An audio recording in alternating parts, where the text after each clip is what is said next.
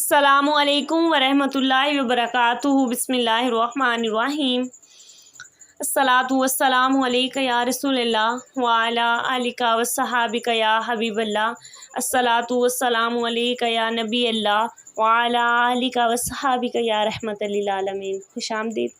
آج کا میرا موضوع ہے کہ میرے آقا الصلاۃ والسلام کے نعرہ رسالت میں کس قدر برکت ہے اور کس قدر طاقت ہے۔ ایک نیک شخص صالح انسان کو کسی کافر غیر مسلم بادشاہ نے قیدی بنا لیا۔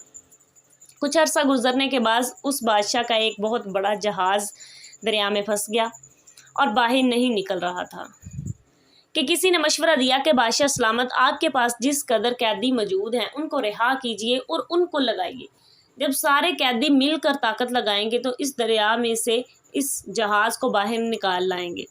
بادشاہ نے اس بات کو تسلیم کر لیا اور قیدیوں کو غیر مسلم قیدیوں کو رہا کرنے کی اجازت دے دی۔ اب غیر مسلم قیدیوں کی تعداد تھی 3000۔ 3000 افراد نے باہر آ کر مل کر کوشش کی کہ اس دریا میں سے اس جہاز کو باہر نکالیں، لیکن بھرپور کوشش کرنے کے باوجود بھی وہ اس پہاڑ میں دریا میں سے اس جہاز کو ہلا بھی نہیں سکے۔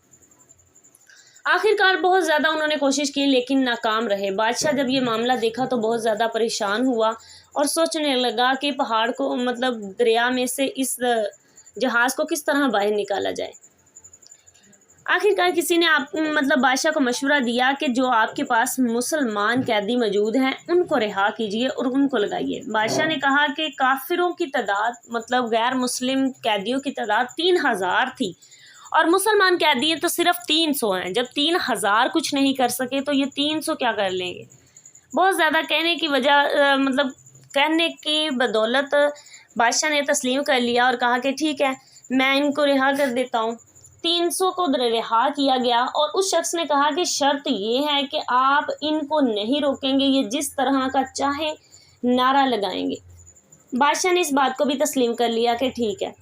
مسلمان قیدی باہر آئے اور ان میں جو وہ صالح شخص تھا، یعنی وہ نیک شخص تھا، اس نے بلند آواز سے نعرہ رسالت لگایا اور پیچھے ان 300 مسلمان قیدیوں نے بھی یا رسول اللہ یکجا ہو کر کہا۔ جس طرح انہوں نے نعرہ لگایا اور جہاز کو دھکا لگایا تو جہاز اپنی جگہ سے ہل گیا۔ سبحان اللہ، سبحان اللہ۔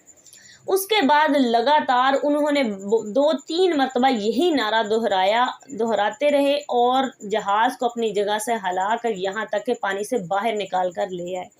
سبحان اللہ، سبحان اللہ۔ بادشاہ یہ ماجرا دیکھ کر بہت زیادہ حیران بھی ہوا اور خوش بھی ہوا۔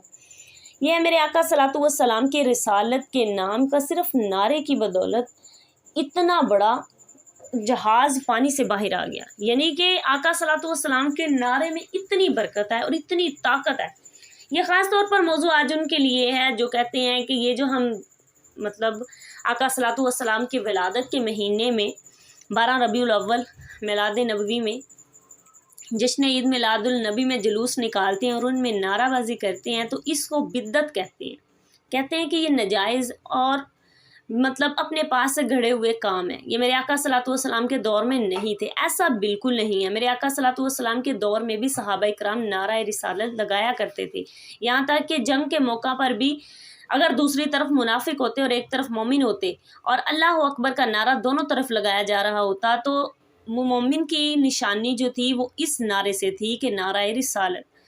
امید ہے آپ کو آج کی ویڈیو پسند آئی ہوگی۔ ویڈیو پسند آئی تو اسے شیئر اور لائک اور شیئر لازمی کیجیے گا۔ بہت شکریہ۔ اللہ حافظ۔